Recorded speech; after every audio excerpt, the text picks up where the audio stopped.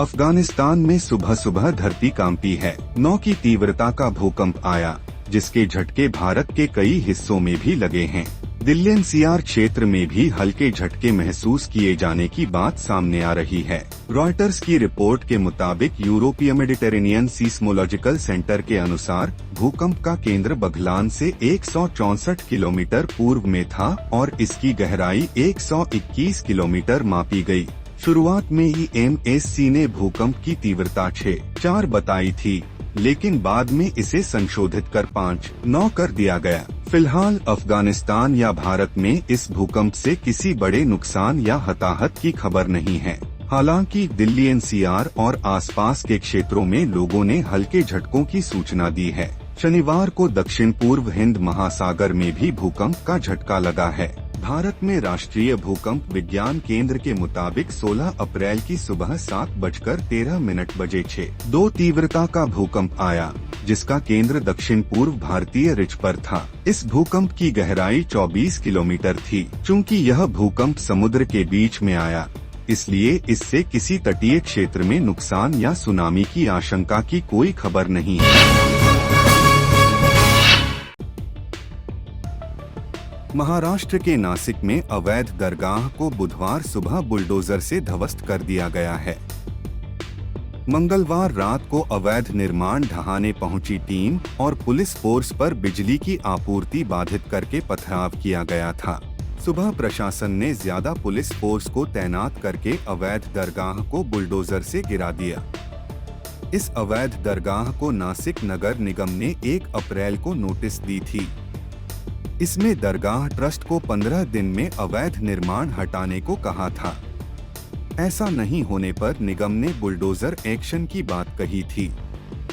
भारी विरोध और पथराव के बाद निगम ने सुबह पौने 9 बजे दरगाह को ध्वस्त कर दिया। महाराष्ट्र के नासिक में अवैध दरगाह को तोड़ने के दौरान हुए पथराव में 4 से 5 पुलिसकर्मी घायल हुए हैं।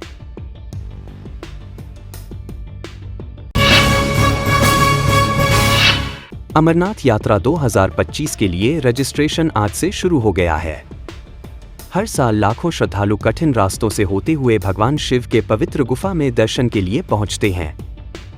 इस साल की यात्रा को सफल और सुरक्षित बनाने के लिए प्रशासन ने रजिस्ट्रेशन की ऑनलाइन और ऑफलाइन दोनों सुविधाएं शुरू की है। यात्रा में शामिल होने के लिए हेल्थ सर्टिफिकेट के साथ रजिस्ट्रेशन अनिवार्य किया गया है। यात्रा की शुरुआत तारीख डालें से होगी और सीमित संख्या में ही श्रद्धालुओं को अनुमति दी जाएगी। ऐसे में इच्छुक श्रद्धालु जल्द से जल्द रजिस्ट्रेशन करवा लें। भोलेनाथ के जयकारों के साथ एक बार फिर हिमालय की वादियों में गूंजेगा हर हर महादेव। आईपीएल 18 के 31वें मैच में पंजाब किंग्स ने टूर्नामेंट का सबसे छोटा स्कोर डिफेंड किया। टीम ने मंगलवार को मुल्लानपुर में कोलकाता नाइट राइडर्स को 112 रन का टारगेट दिया। जवाब में पंजाब किंग्स ने युजवेंद्र चहल के 4 विकेट की बदौलत कोलकाता को 95 रन पर समेट दिया। प्रभ सिमरन ने हेलीकॉप्टर शॉट पर 6 लगाया। रमनदीप ने डाइविंग कैच लपका। रहाणे रिव्यू न लेने की वजह से आउट हुए। आईपीएल में सुनील नरेन किसी एक टीम के खिलाफ सबसे ज्यादा विकेट लेने वाले गेंदबाज बने। चहल ने 8वीं बार किसी मैच में 4 विकेट लिए। पंजाब की पारी के तीसरे ओवर में प्रभ सिमरन ने हेलीकॉप्टर शॉट पर 6 लगा दिया।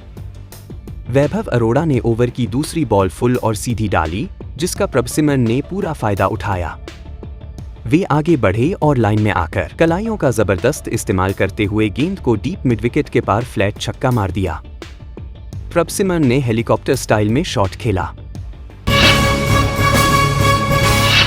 सपा के राज्यसभा सांसद रामजीलाल सुमन के महाराजा राणा सांगा पर दिए बयान से गरमाई सियासत पर मुख्यमंत्री योगी आदित्यनाथ ने मंगलवार को भीमनगरी के मंच से नई पटकथा लिखी। दलितों की राजधानी में संदेश दिया कि भाजपा सर्व समाज की पार्टी है। उन्होंने बाबा साहब के आदर्श और उनकी यादों को संजोने के सपने की बात तक मंच से कही। बोले, देश दुनिया में दलित वंचितों की आवाज देने का कार्य किसी व्यक्ति के जीवन के माध्यम से प्रेरणा बन पाती है तो नाम होता है बाबा साहब डॉ. भीमराव अंबेडकर का।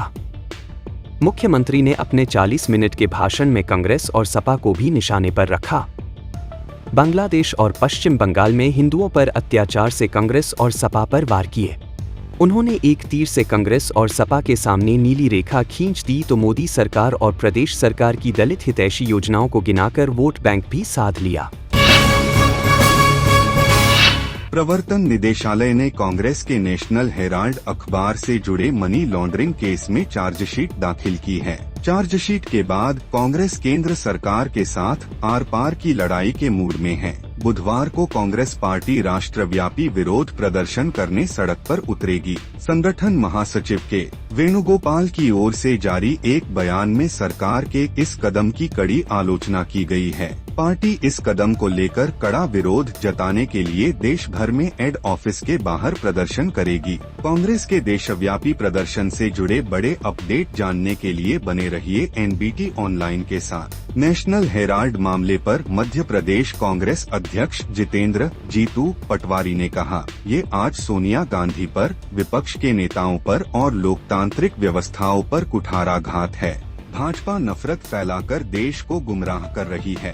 कांग्रेस पार्टी ने निर्णय लिया है कि पूरे देश में आंदोलन करेंगे। ईडी ने 2021 में जांच शुरू की और कहा कि शिकायत में कई प्रमुख राजनीतिक हस्तियों की आपराधिक साजिश को उजागर किया गया है। कुछ साल पहले इस मामले में ईडी ने सोनिया और राहुल से घंटों पूछताछ की थी। कुछ दिन पहले ही ईडी ने इस मामले से जुड़ी दिल्ली, लखनऊ और मुंबई में 661 करोड़ रुपए की अचल संपत्तियों को कब्जे में लेने का नोटिस जारी किया था।